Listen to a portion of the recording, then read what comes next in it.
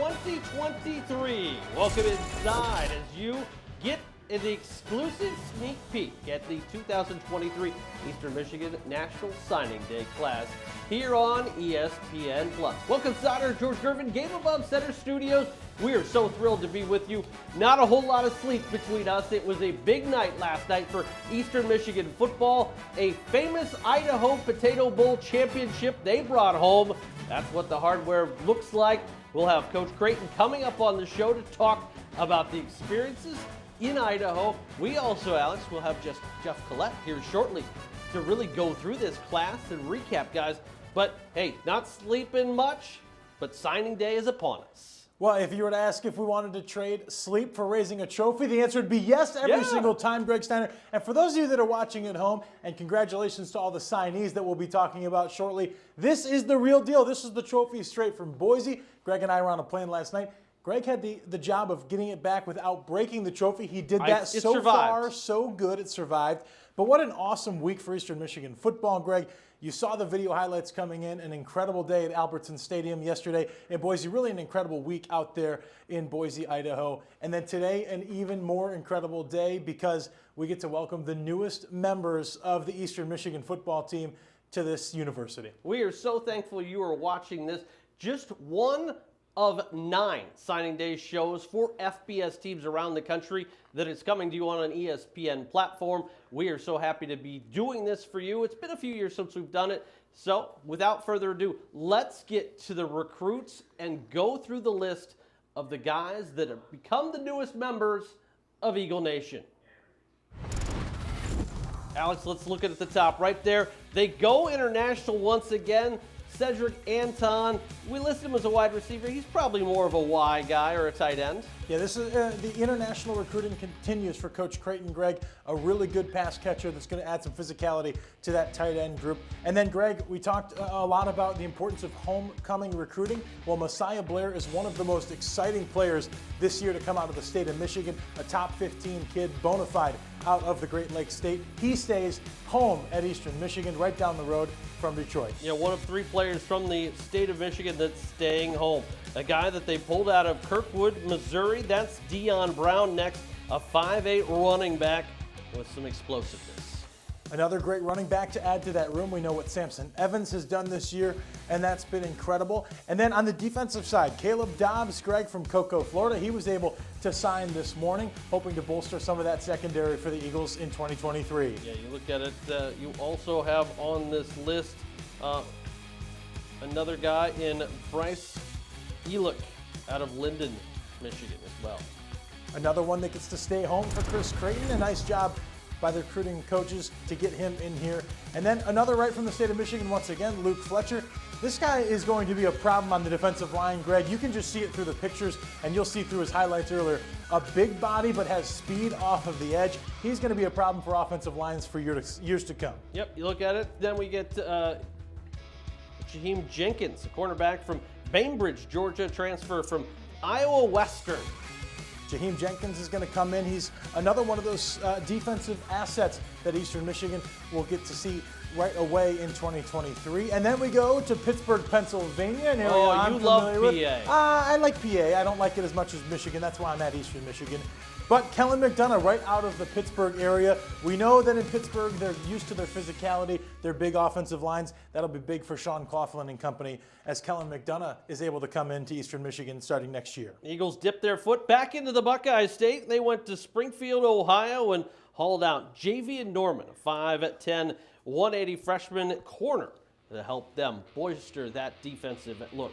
Well, Greg, we've talked already about 3 cornerbacks in this class. It's going to be an exciting group next year, a young group of corners to go along with some experience for Eastern Michigan. We'll get to see how those groups mesh starting in the winter. Some early enrollees coming as well for Eastern Michigan. Staying on the defensive side, Ugo Nasicki comes out of South Holland, Illinois, another big-time defensive tackle. And let me tell you, if you like stuffing, he serves it up because he really plugs the inside of that offensive and defensive line. He's going to be a problem in the run game for numerous years to come. Eastern Michigan knew they have to replace a couple guys on that line due to graduation. We know City Sal, the leading player in Eastern Michigan games played, gone. Richard Bates, gone. So they bring in Terrence Saunders out of Overland Park, Kansas to help fill some of that role. Terrence Saunders, another one that this recruiting staff is excited about. He was on the phone early this morning with Coach Creighton and that group as he signed his national letter of intent, and it sure was exciting. And then, Greg, we look at another defensive lineman, Malik Tullis. He comes out of Fairburn, Georgia. We know that Coach Creighton has been really successful at recruiting the Peach State during his tenure. Another high-quality recruit out of the South that has a lot of championship experience, and that's going to be exciting. And then, Greg, we go to our first quarterback of this class, Ike Udengu, who comes out of California, just signed his letter of intent a few minutes ago. Yeah, you were rushing I was rushing to get it out, and he's a really exciting player, can be electric for this team. 10 different states represented on this list as we check another off the land of Lincoln. Trenton Van Boning, another offensive lineman. You see a good mix between the two in this class.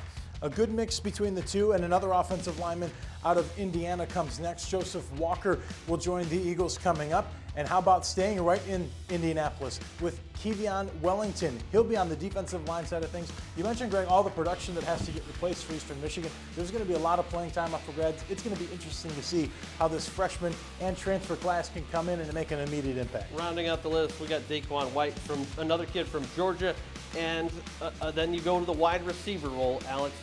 Mikhail Woods, another product of the Peach State to round it out. So that's a quick overview of everything. We've got highlights of everybody. We want you to see them. We know we're just getting started here on our signing day special. And we'll come back joined by EMU Associate AD and Chief of Staff Jeff Colette when we come back here on signing day on ESPN Plus.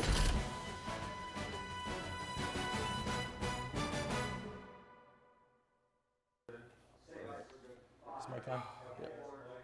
Yep. Smile and have fun. Just have a conversation. I know. Pearson Stadium on a nice drone shot on a beautiful Wednesday morning here in Ypsilanti that's now turned to daybreak. Welcome back inside our studios on the signing day special. And lucky enough to be joined by the man who makes it all happen, Jeff Colette. You get no sleep. You planned a bowl, you signed a class. What else could you ask for? A quick turnaround from last night. Oh my gosh. I mean, the end of the game, plane landed, got on the bus, ran home, quick shower, grabbed a suit, and was here. And, you know, signing day got kicked off. So couldn't ask for anything better. Had donuts, at least. We did. I just stopped by Dom's. We got donuts for the staff. So couldn't miss that. That's unbelievable. You know, if Greg and I don't get like a full 8 hours, we struggle to look as good as you do. You're not even on any sleep right now. At least we got about an hour, 45 minutes. But Jeff, we talked about the quick run through of this year's class. And boy, it's really an exciting one. And I know that you think it's going to be talked about as maybe a top 1, 2, 3 class in the Mid-American Conference this year. And for you personally and for the entire staff, that's a really impressive goal that you guys have had. And it looks like, if everything goes well, that that's something you're going to be able to say that you've achieved by the end of the day. Yeah, I mean, this is, you know, our first true class back, you know, post-COVID, where, you know, COVID very strategic with numbers, very strategic with a roster size. We were very healthy, you know, with guys coming in and guys coming out. And this was really the first real class that we could go win. And, you know, the motto was kind of #all-out. And, you know, we wanted it for the guys that we're recruiting, but also kind of to the staff, too. We told them, like, you guys, we got to get out there. We got to find the right players. We got to find the right guys, and we're going to have to freaking go harder than we ever have before to really make it one of the most meaningful classes that we've had. And you know, there's still a few guys left there that's got to get some ratings and rankings by all these different people that are paid to do it. You know, we don't put too much into it, but at the end of the day, you know, perception is reality, and when those things fall in line, we do feel that this could be the best class that we've had as a program. Before we get to the highlights, I have to ask you. Last year, a lot of people said, oh, it was a small signing class. You only took 7 in the winter period, but those guys were very beneficial. You look at Chase Klein, Joe Sparacio, Taylor Powell. If you strike it rich like that, we're all in good shape. Oh my gosh, I mean, you see the balance of this class. There's a lot of young guys. There's a lot of high school guys. We have a good mix of JUCO players coming in. We still have a few cards up our sleeves. You know, we got a couple weeks here to finish this class off, and I mean, we're going to have just as many playmakers in this one as we did last year. But those guys that we brought in last year, man, they were something special. Well, Jeff, we can run through the list. Greg and I can give our analysis, but you're the one who's been recruiting these guys for at this point, well over a year. So let's take a look at some of these signees with you and get your thoughts on some of them. The first one is Cedric Anton, and once again, Chris Creighton and your staff go into Germany, go international as you see some of the highlights begin to roll. And this is somebody that Brandon Blaney and company think is going to be an immediate impact player for your team. Yeah, I know. We got Bryson Luke right here, though. I mean, he's the linebacker out of Linden High School in Michigan. He was a Genesee player, county player of the year, just phenomenal athlete. The guy is just a gritty, hard-nosed playmaker. He'll come down, he'll lay the wood, he'll hit you. I mean, the guy had a one-handed pick six that, in my prime, I never could have made. But just phenomenal guy, great family, team captain, just exceptional leader.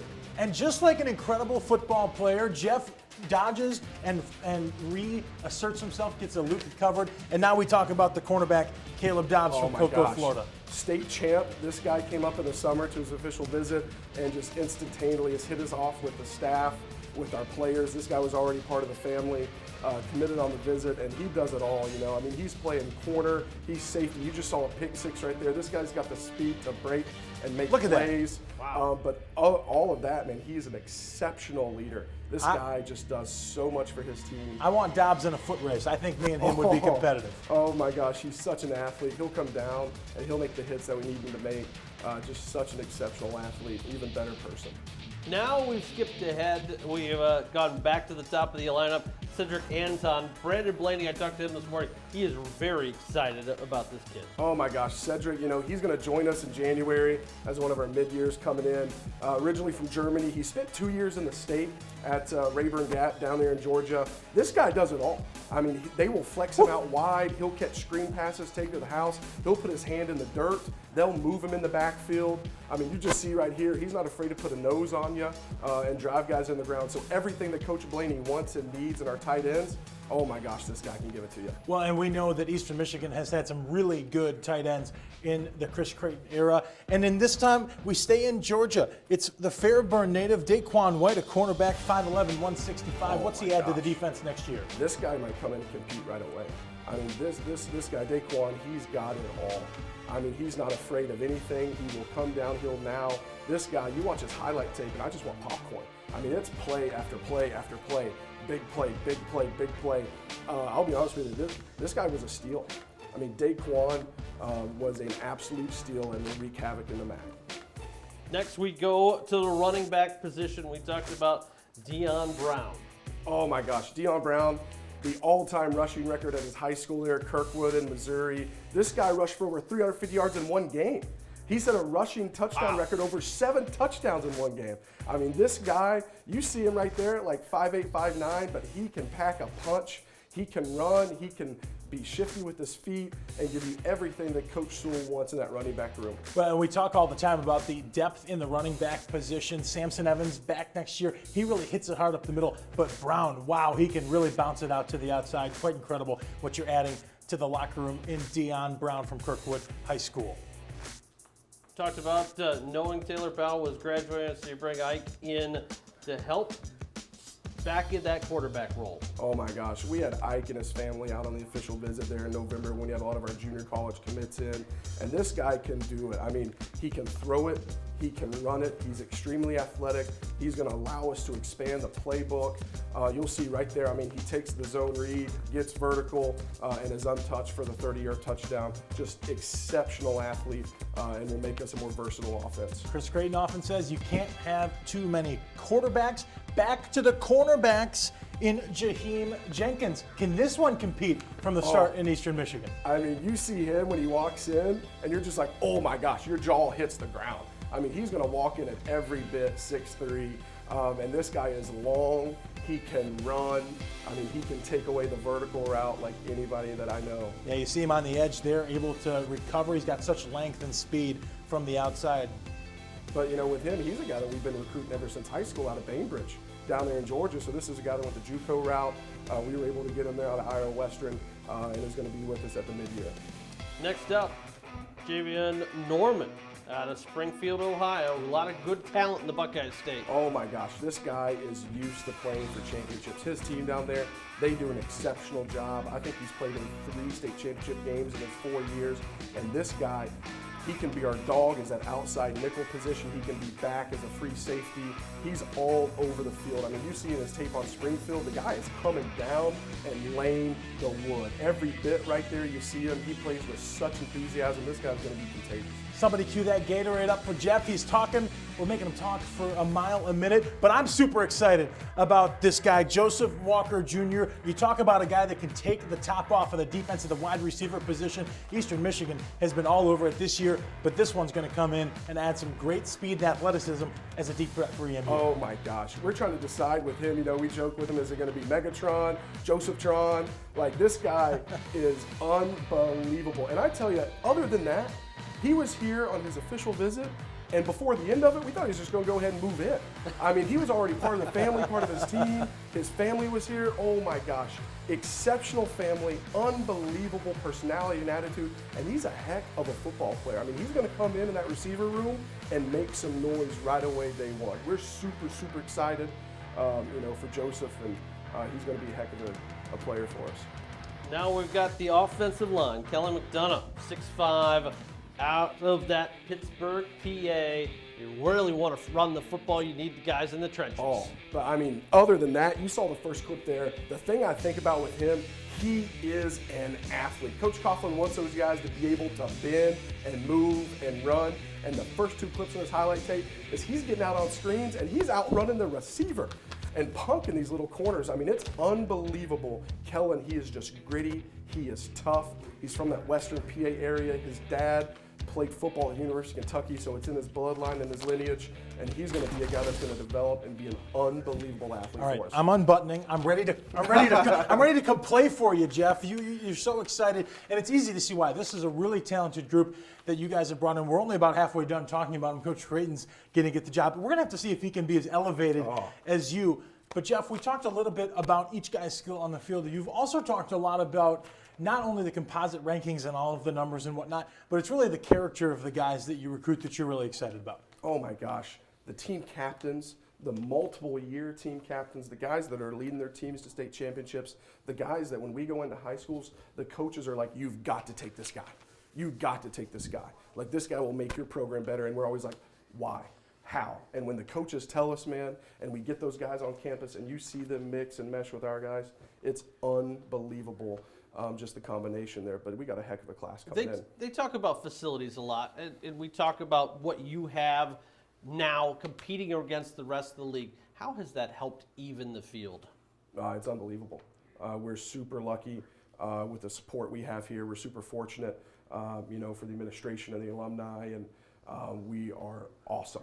You know, awesomely proud of what we have, and thankful for that. But you know, the best keeps getting better, so we got more in store too. So.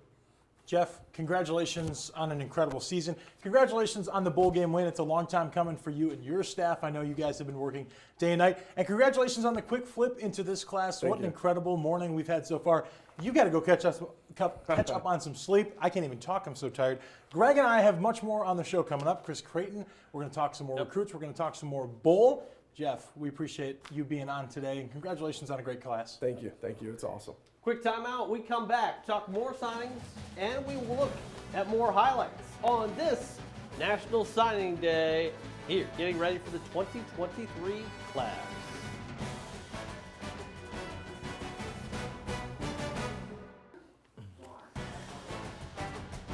Oh, the sights of game day here at the factory in Eastern Michigan, dreaming already of 2023.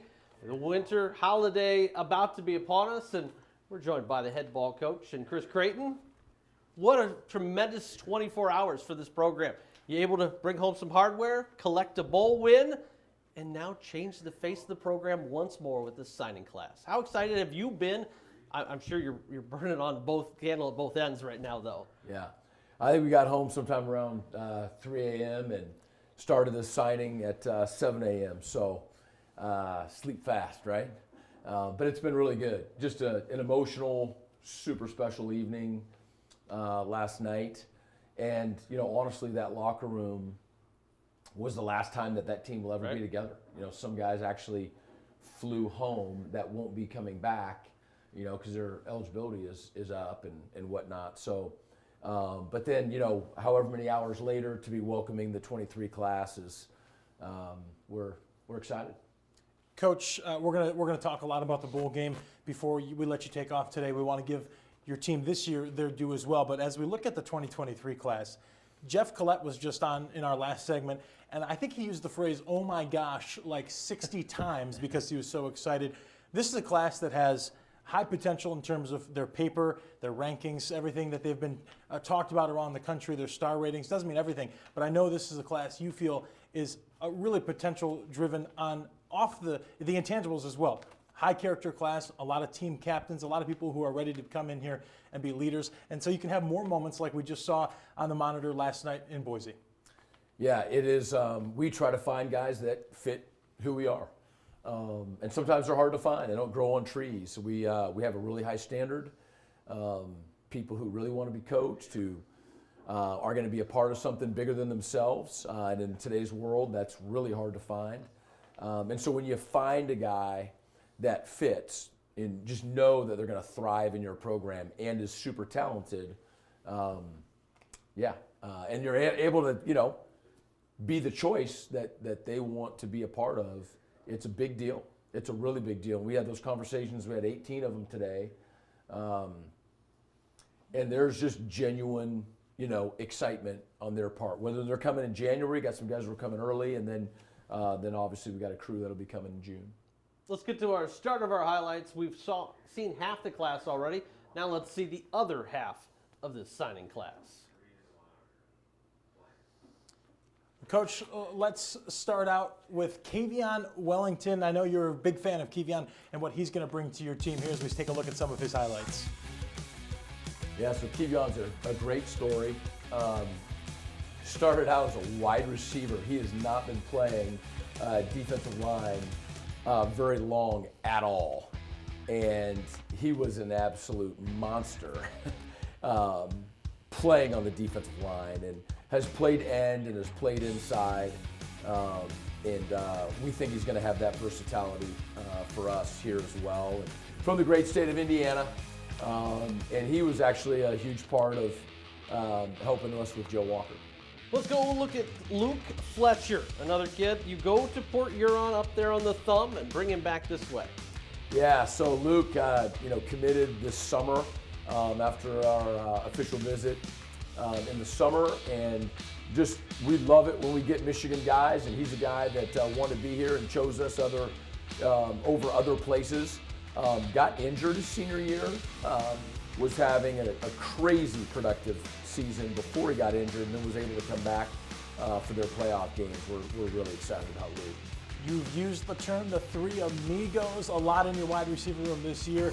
How about Mikhail Wood? He's going to come in here and be added to that group, be the next generation on the outside for your offense. We've got a dynamic duo of freshmen coming in, and Mikhail again was on an official visit this summer and is just stuck with us all the way through his state championship run in Georgia. And it's not easy to win in Georgia. No, there's a lot of football, a lot of good football. And Mikhail, I'll tell you, he brought a lot of attention to himself just by being a great player and a great leader in his team. He's going to have a chance to make an impact. Well, 4 guys from the Peach State that's coming in. Now we get Malik Tullis, another kid on this defensive line, 6'2", 265, good frame for you to build upon. Yeah, so Malik was part of the foundation. He came and he committed on his visit, and we were really, really, really excited about him when he came on his visit. And then while he was here, he fell in love with our team and with the place, and we fell further in love with him. And so he's been instrumental in just being, again, sort of the rock of this class. He as well had a fantastic season. He and Quan played together and nearly won a state championship. Very productive. He's just got a motor plays super hard, and our defensive line class is out of this world. Well, you talk about staying home, and one of the prized possessions of this class is Messiah Blair from Detroit MLK. He decides to stay home, come right up the street to Eastern Michigan. You've got to be excited about getting a kid from Detroit that could have gone a lot of places in this country to come here and play for the Eagles. Yeah, really, really excited about that. And, Coach Spence at MLK, we've got a great relationship with him and really respects our program. We certainly respect him and his, and it's really, we just think he's one of the best players in all of Detroit, and he chose to come to Eastern Michigan and is going to have a chance to be in a long line now of crazy good defensive ends coming out of Eastern Michigan. You go to the heart of America in the state of Kansas, haul out Terrence Saunders for this offensive line. Know you're losing a few guys. You need some extra depth there, and he's going to be a force to be reckoned with. Terrence is just really put together. He's got a great head on his shoulders. He's super smart, and he's a really, really good football player. He changes when he takes the field because he's just a great, young man, and all of a sudden he gets out on the field and he's a beast and going to have an awesome opportunity to develop in our program to be a great player. You were on the phone with Trent Van Boning earlier this morning. Another one that's going to fill out that offensive line. 6'7" he stands, but I know you like his athleticism on the line. Yeah, we sure do. And Trenton's another guy who's sort of the rock, of our recruiting class, especially on the offensive line. He's got great length. He's a really good athlete, but he is a perfect fit for our program, both on and off the field. Awesome character guy that we can really build around, and he's going to be playing football here for a long time. And then your 18th piece to the puzzle, Ugo Nosicki, a defensive tackle. Yeah, so Ugo, we knew he was going to commit, but really finalized that today. Out of Butler Community College and out of Chicago. Has a really good relationship with Coach King Williams. With Jordan Crawford moving on, we needed somebody to be able to come in along with Alex Merritt, who will be healthy to come in and make an immediate impact. He'll be here in January and ready to get to work. Coach, there's so many aspects that affect positive recruiting, but you just mentioned it, and we talked a lot about some of the defensive line pieces, staying in that position group specifically. When kids around the country see Max Crosby dominating on Sundays, when they read about Jose Ramirez being an All-American, how much does that help you in recruiting when Eastern Michigan's name is out there on more than just Saturdays? Oh, I think, anytime you bring positive attention to the program, it's a good thing. It really is. And anybody who follows football knows who Max Crosby is, and anybody who follows football is going to know who Jose Ramirez is. And so, the fact that both those guys were defensive linemen here, I think, definitely helps us. When you look at this class, 247 rankings, all those recruiting services, to some people they mean a lot. When you hear that you're now at the top of the league and finally people are starting to buy into the recruiting at EMU, we asked Jeff earlier, how much has facilities and winning changed people's opinion when you're on the recruiting trail? Oh, there's no question that those two things are definite influencers. I think the winning it definitely starts with that, right? There are guys that want to go to a program that is starting out and want to change that. It takes a special bird, which we've had plenty of those guys, and they're seeing the fruits of their labor right now in our program. So I think that the winning definitely is a factor, and then the building, people love it when they come. Yep. They just absolutely do. They're blown away by it. And I think one of the things that gets undersold is just the university's commitment, to athletics and to the football program. And so the place is beautiful. It's so functional. It's first class. But it's also, if you really think about it, it's like, okay, I'm going to be supported here. I've got a chance to be my very best because people there want to support the program, and I think that's a huge factor. Coach, there's 18 names on paper today, but really it's a larger number, 100, 200, 300, because in these recruiting journeys, it's not just the player whose life changes today. It's parents, supporters, coaches, family members. And I know that you and your staff really value that and want them to feel special today as well, because it takes a village to get every one of these players to get to the point where they can come play Division I college football. Oh, I think you're exactly right. And I say it all the time to parents. I think, when you're taking your son and you're dropping him off in June or whenever it is, it's like, okay, he's going off to college, and some of these guys are multiple states away, and this is going to be their thing. And that's not really the reality of it. You bring them back and you're at the first game, and then maybe you travel to Minnesota this next year, and all of a sudden it's like, you're his dad and we're rooming together, and this is our third trip, and it's just, just been here for 6 months. You do that for 4 or 5 years, and the families really bond and get tight, and it's just an awesome thing to see. Well, and you're stuck in meetings a lot on road games and home games especially, but Greg and I can attest, when we're on the road especially, it's the hotel is painted green and white with family, friends always in attendance. So I know I speak for you as well when we say congratulations to all of those supporters out there as well for their son or friend or mentor that may have signed today with your class. No, it's a big deal. We do want to thank all the parents and families and high school coaches. I've said this a bunch this morning too, because these guys at this point, are used to it, but there are hundreds of thousands of kids who grow up wanting to play Division I football, and very, very, very few do. Yep. And so it is a remarkable accomplishment, and it's just the start. But it does take a village, and the kind of guys that we recruit know that and are thankful. We will turn the page on recruiting after this, and then focus on the trophy before we let you get out of here. But have to ask, you always have something up your sleeve. The transfer portal's always out there, signing day in February. What can we kind of expect between now and February to help with this roster? Well, yeah, so we do have the first weekend in January before the semester starts. And so we're going to have some folks visit then who still may be a part of our program in January. After that time, we would be doing recruiting to start in June. But we're real hopeful that we'll be adding to these 18 for next semester.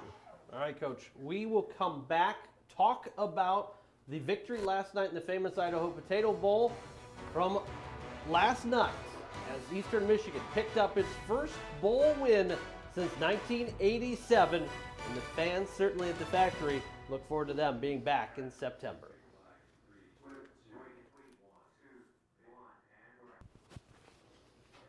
It has been a whirlwind. Yeah, You guys good got one though. a couple hours. Not even.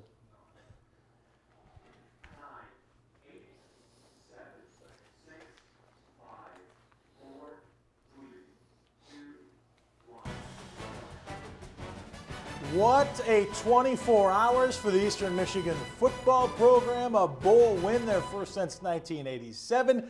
National Signing Day today as we welcome in the 2023 class. Potatoes flying everywhere. Alex Jewell, Greg Steiner, the best dressed man in Ypsilanti today. Of course, the head coach, Chris Creighton, the most popular man in Ypsilanti today. I don't know what that leaves me, but I feel lucky to be here beside you guys. Sure.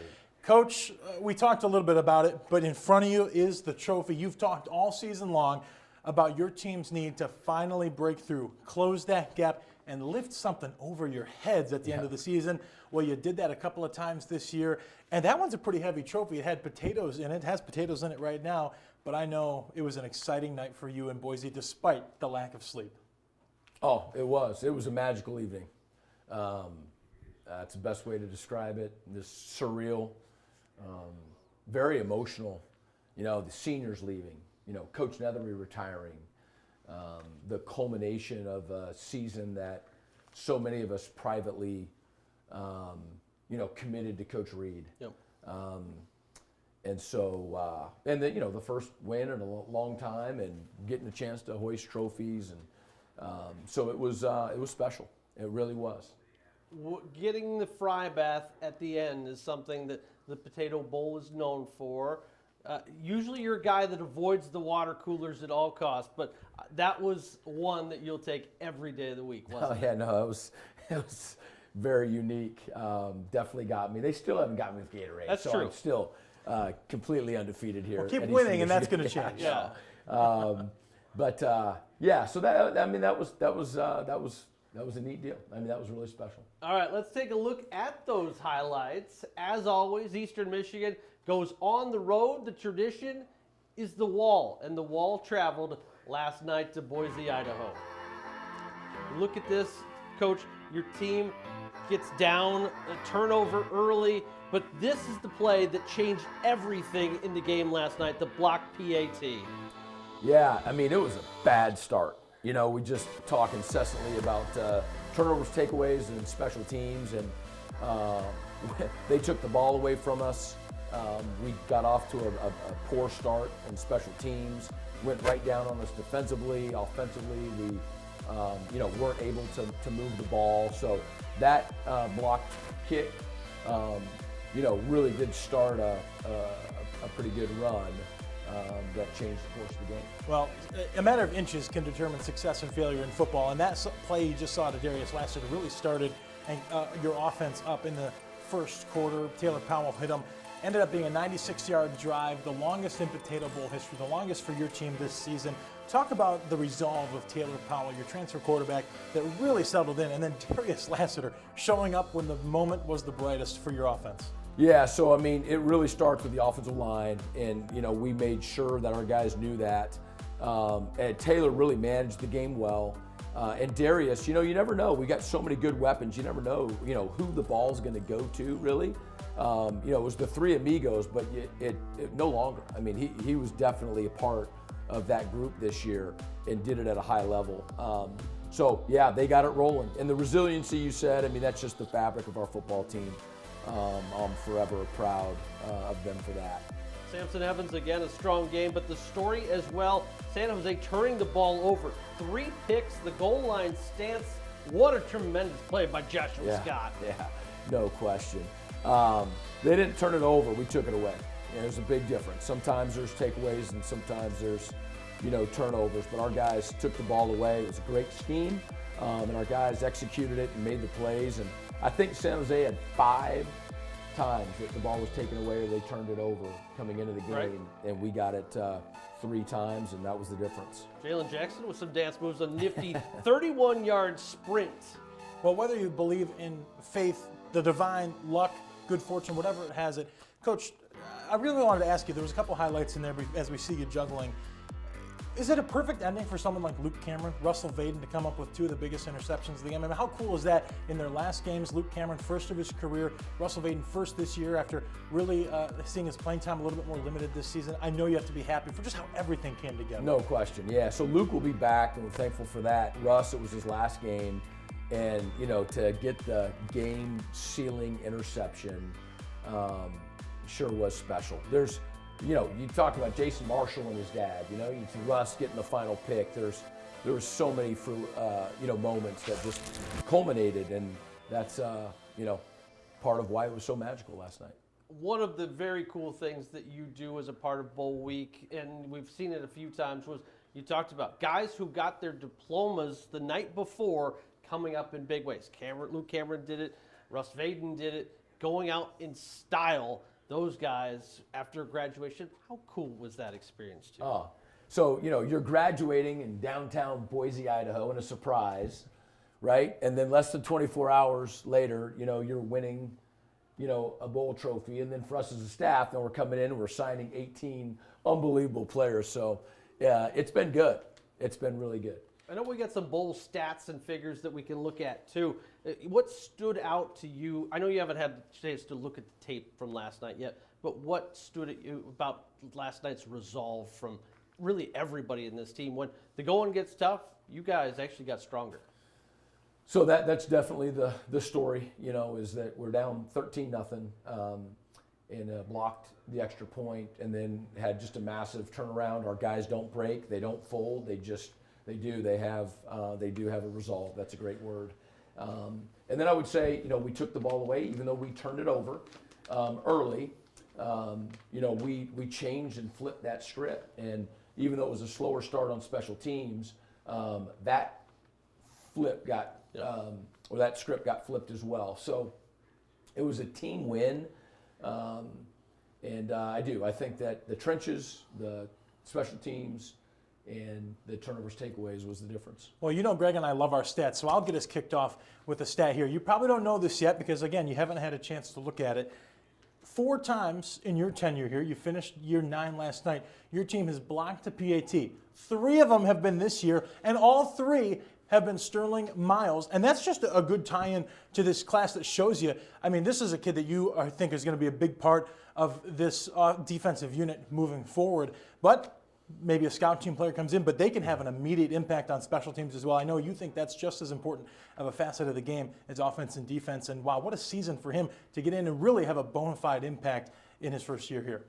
No question. He's his twitch and length is unbelievable. And you know, another player of ours from Detroit and had a storied high school career. And I just told him this last night in the security line for the plane, that his ceiling is sky high. And he keeps working hard and taking coaching and really grows and matures just like we all need to do in an off season. He's got a chance to make a major impact on our defense. I know you told us in the meeting this morning, you told your staff as well, your line last night was great, but so what? It's on to tomorrow. In some capacities are still celebrating, but also thinking about the future, and that's a perfect example of why signing day, having it the next day, refocus you on the future, because you can't dwell on, hey, we won 9 games, it's going to happen again. Not at all. Yeah, well, our first January meeting, I'm going to say, so what? And our team's going to say, now what? And we'll all know exactly what the now what is. It's getting after it in the winter and to start to build that process all over again to try to become a championship caliber team. So what, now what? We still have a little bit of time to talk about this game and celebrate it, though, as we head into the holidays. And let's take a look at some of those stats from last night's action in Boise, Idaho, and get Coach Creighton's thoughts. Coach, you take a look at it. EMU, you trailed down 13-2. You mentioned it. And then what a comeback and the resolve by your teams, the blocks and the turnovers. I know you think that was incredibly important. And for those that think, well, maybe the defense was struggling at the start, this is a San Jose State team that has a very good offense and defense. This is a really good opponent that you guys had to fight against last night. Oh, no question. I mean, that quarterback is really good. We knew it and we saw it. And then they've got a group of receivers that I just talked to a friend of mine who's, you know, coordinating in the Pac-12. He's like, that guy could play anywhere and will play for a long time, talking about their number 4. And yeah, so they're super talented. They've been good all year, and really proud of our defense sticking with it and making plays. You know, those we haven't talked about, those 2 4th down, less than a yard stops. Huge. One on the goal line. I mean, unbelievably impactful in that football game. So we have 3 turnovers and then 2 4th down stops and less than a yard. Again, that's just that's winning football. I do have to ask you that there was a moment in that game yesterday that the San Jose State put the offense on the field. You called timeout on 4th down. They take the offense and put it back on the field, and you get the stop to and better field position. Walk us through that moment and the decision. Because if they were punt, they just kick it away. You probably have it deep in your territory. Instead, you get the stop, take it, and score. Yeah, we didn't know what they were going to do. But then, you know, they trotted the punt team out there and then switched it, you know, back to their offense. Yep. And so we needed to be ready for both. Just a fantastic play by our defense to make a stop right there. I mean, that one was 4th and inches. That was 4th and inches. So great job by our D. Coach, there was a heck of a lot of celebrating last night. There's a heck of a lot of celebrating today as we bring in these next 18 players to become part of the program. But we have to talk about one person that won't be a part of the program on the everyday basis next year. 224 games you've coached alongside Neil Nethery. Last night was his last. And in typical Neil fashion, tried to be very low-key, made the announcement about a half hour before the game, told the team a few nights earlier. What a special night to send him out, somebody that I know you have incredible respect for in the coaching ranks, but as a friend to you as well. Yeah, so, I mean, basically it's been half of our lives. You know, we started coaching together 26 years ago, and he is as good as it gets. A fantastic football coach and an even better person and friend. Our families are forever going to continue to be families. and family. So we're going to miss him. But the 7 years that he's put into this program has obviously laid an incredibly good foundation, and he'll always be a part of who I am as a coach. I promise you that. Well, I'm sure in Neil's first day in retirement, he's on his couch watching this show right now. If you are Neil, we love you. We can't thank you enough for all that you did for Eastern Michigan. But really quickly, it's college football. The wheels keep turning, and so there is going to be a lot of questions about what comes next for your defense. I know you're really excited about some of the staff members you have here, and you think we're just going to be able to continue right on with some great new leadership. No doubt, yeah. So Coach Needham and Coach Johnson are going to co-coordinate our defense, and our team knows that. And when I, got to share that news, I mean, the heads were bobbing. There was just some real excitement after, hearing a very surprising and disappointing news that Coach Nethery was going to be retiring. And so that couldn't have gone any better. And, our defense, I just got to say, the defensive staff worked really, really well together this year and made, as I've said, had made some major adjustments that have proved week in and week out to be great adjustments and have allowed us to accomplish the things that we've accomplished. And so that's just going to continue now under the leadership of Coach Johnson and Coach Needham. Chris, congratulations on a bowl victory last night. Congratulations on the signing day class. Merry Christmas to you and your family. I know you need the rest. We need it too. We are already thinking about 2023 though right now. Let's go. Yeah. Merry Christmas to you guys. And congratulations once again to the 18 new members of the Eastern Michigan football program. Coach, thanks so much for joining us. One more break. We come back, recap the class, get you next year's schedule, and then we put a bow on this one from our George Gervin Game Above Center studio.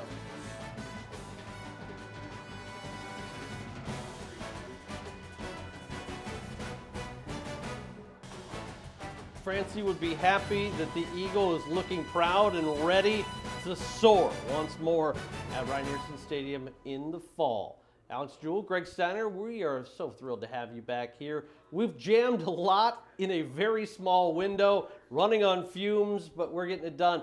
We can't thank the kids enough that came in working on a day off. Eric Beeler and our crew making everything happen, because Alex and I literally didn't touch down in the building this morning until 6 a.m. after being gone all week. Yeah, 3 a.m. touchdown on the tarmac, but we're so happy to be here. We're so happy for the 18 student athletes that are going to be coming to Eastern Michigan, all of their family and friends. This is a big day for all of you, so congratulations. And Greg, it's a big day for Eastern Michigan. What a 24 hours. A bowl game win, an incredible signing class, and in 2022, 2 more trophies than both Western Michigan and Central Michigan. So always a good day when you can celebrate that. A few more MAC games still to play in the bowl schedule. We always cheer on our conference members as they try to get the same trophy we have. Eastern was the 11th MAC school to finally play in the famous Idaho Potato Bowl. Only one school, that's Ball State, has not yet been to Boise. So maybe they'll get their ticket punched soon. Before we go, we want to recap the signing day class that you saw earlier. Let's run through that class once more, and those names look exactly like this.